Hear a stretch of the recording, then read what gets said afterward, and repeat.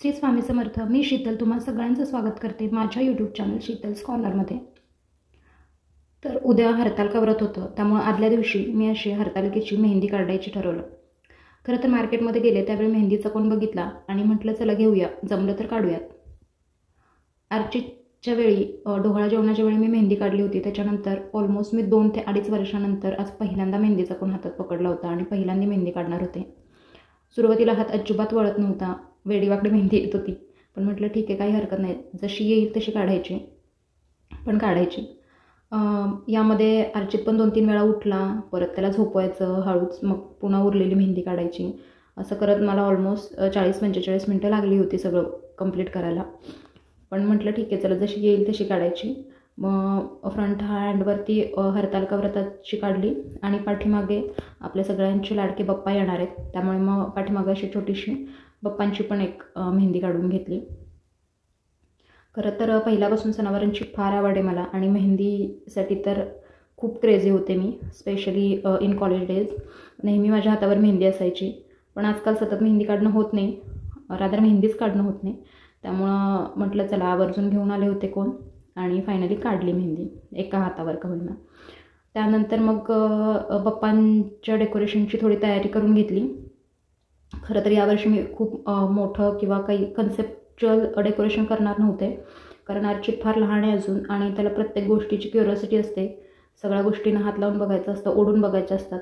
त्यामुळे मग मला थोडीशी भीती होती की मे बी तो सगळं व्यवस्थित ठेवेल नाही ठेवेल, म्हणून म्हटलं की फक्त बॅकग्राऊंडला असं एक छोटासा पडदा टाकून फक्त बॅकग्राऊंडला डेकोरेशन करायचं आणि पुढं टेबल ठेवायचा, जेणेकरून तो तिथपर्यंत पोचणार नाही, त्याचा हात पोचणार नाही आणि तो काही नुकसान करणार नाही.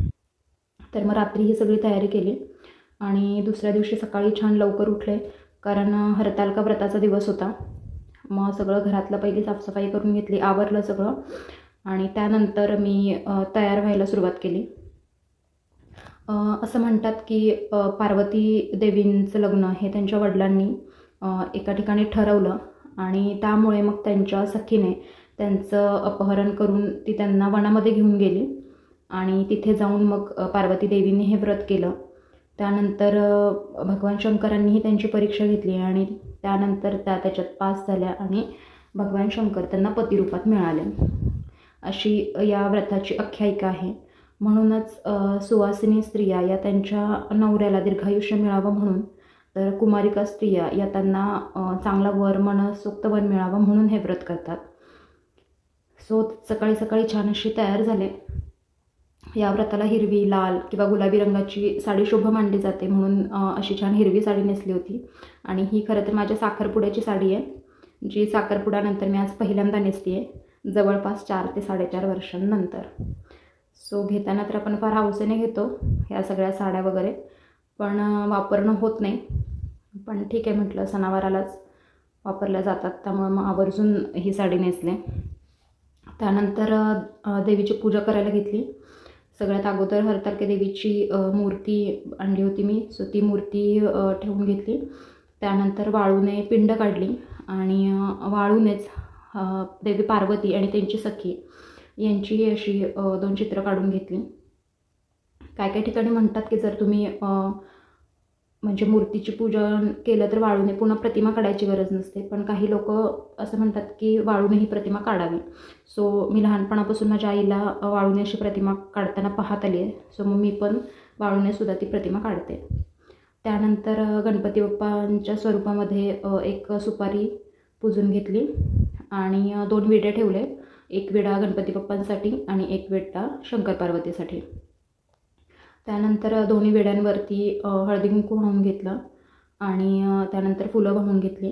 त्यानंतर धोत्र्याचं फळ, बेलपत्र आणि हा फुलोरा म्हणजे 5 फळझाडांची पानं, 5 फुलझाडांची पानं, असं काय काय असतं त्याच्यात.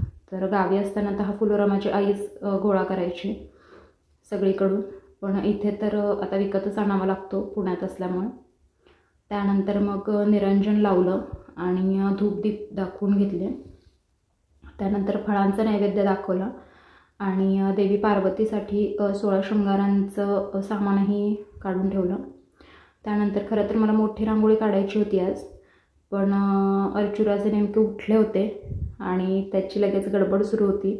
तुम्ही त्याचा हात बघू शकता, त्याची शेजारी गडबड बघू शकता. सो मग पटकन मी छोटीशीच रांगोळी काढून घेतली तिथेच.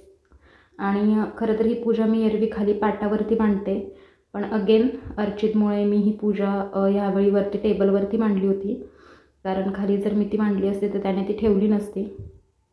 आणि ही पूजा कारण की दुसऱ्या दिवशी आपण या पूजेचं विसर्जन करतो, त्यामुळे मग आजचा पूर्ण दिवस ती व्यवस्थित ठेवणं गरजेचं होतं, म्हणून मी ही अशी टेबलवरती पूजा मांडली होती. तर मी मांडलेली पूजा ही तुम्हाला कशी वाटली हे मला कमेंट्समध्ये नक्की सांगा.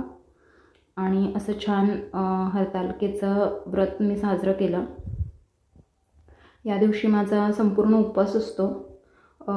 मुळात तर मला खिचडीने खूप जास्त त्रास होतो, त्यामुळे मी शक्यतो साबुदाण्याची खिचडी अवॉइडच करते कुठल्याही उपवासाला.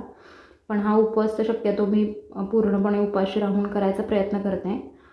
पण संध्याकाळी, कारण की हा उपवास दुसऱ्या दिवशी सकाळी गणपती बाप्पांची स्थापना झाल्यानंतर सोडला जातो. सो एवढं तर पॉसिबल नाही होत की आदल्या दिवशी सकाळपासून दुसऱ्या दिवशीपर्यंत उपाशी राहणं. पण मी साधारणतः 5-6 वाजेपर्यंत तरी हा उपवास कडकडीत करते. त्यानंतर मात्र थोडंसं काहीतरी खाऊन घेते, मग एखादं फ्रूट असेल किंवा थोडंसं दूध असेल असं काहीतरी. सो त्यानंतर मग उद्या बाप्पा येणार होते. सो मग अगोदर बाप्पांची सगळी तयारी करून घेतली. एका ताटामध्ये सगळं अबीर, गुलाल, हळद, कुंकू सगळं काढून घेतलं, अक्षदा, त्यानंतर निरांजन, कापूर, अगरबत्ती, वस्त्र सगळं काढून झाल्यावर अर्चित उठला होता, त्यामुळे मग फक्त तेवढी एकच रूम शिल्लक होती आवरायची. सो मग म्हटलं ती पण आवरून घेऊयात. पण कारण की अर्चित जागा होता आणि तो हे सगळं बघत होता, त्यामुळे तो कॅमेराची सेटिंग सतत हलवत होता. तुम्हाला बघायला मिळेल की त्याने किती वेळा सेटिंग हलवली आहे, आणि मी प्रत्येक वेळी येऊन सरळ करत होते, त्यामुळे मला अजून जास्त वेळ लागत होता. सो मग सगळं पटापट तयार केलं. आणि कारण की मी काल रात्री मेहंदी काढली होती, सो आदल्या रात्री मेहंदी काढली की दुसऱ्या दिवशीचा नेहमीचा एक हे असते की त्या मेहंदीचे असे छोटे छोटे ब्लॅक कन्स सगळीकडे पडतात, आणि त्याला असं झालं होतं की मम्मा सगळीकडे चिची पडली आहे म्हणून. सो मग ते सगळं पहिलं झाडून लोटून घेतलं. त्यानंतर घराची उरलेली साफसफाई पण केली. आणि हा माझा कॅमेरामन असा कॅमेरा सगळीकडे शिफ्ट करत होता. आणि त्यानंतर मी ऑब्झर्व केलं की तो स्वतः जिथं आहे तो तिकडे कॅमेरा शिफ्ट करत होता, म्हणजे इन शॉर्ट तो स्वतःचं शूटिंग करायचा प्रयत्न करत होता. सो हे खालचं असं थोडंफार डेकोरेशन राहिलं होतं, माळा वगैरे लावायचं. म्हटलं आता तेही पटकन लावून घेऊया. आणि कुठलं व्रत असो, काही असो, एका स्त्रीला कुठलीच घरातली कामं कधीच विश्रांती नाही मिळत त्या गोष्टींपासून. सो मग कपडे लावली होती, म्हटलं फटाफट ती पण वाळवून घ्यावी. तोपर्यंत ॲक्च्युली मी साडी वगैरे चेंज केली होती, कारण एवढ्या हेवी साड्या नॉट पॉसिबल. मग संध्याकाळी आई बाबा आलेले, त्यांनी सगळ्यांनी दुसऱ्या दिवशीसाठी दुर्वा निवडून ठेवला, आणि आमची पलटण निघाली आमचे बाप्पा आणण्यासाठी. गणपती बाप्पा, मंगलमूर्ती, गणपती बाप्पा. कारण यांना उद्या सुट्टी नव्हती, त्यामुळे मग आम्ही आजच गणपती बाप्पा घरी घेऊन येणार होतो.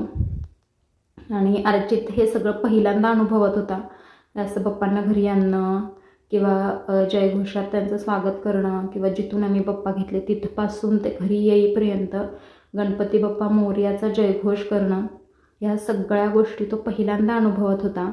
सो सुरुवातीला थोडंसं त्याला सगळं वेगळं वाटत होतं, पण नंतर तो सुद्धा त्याच्यात रुळत गेला.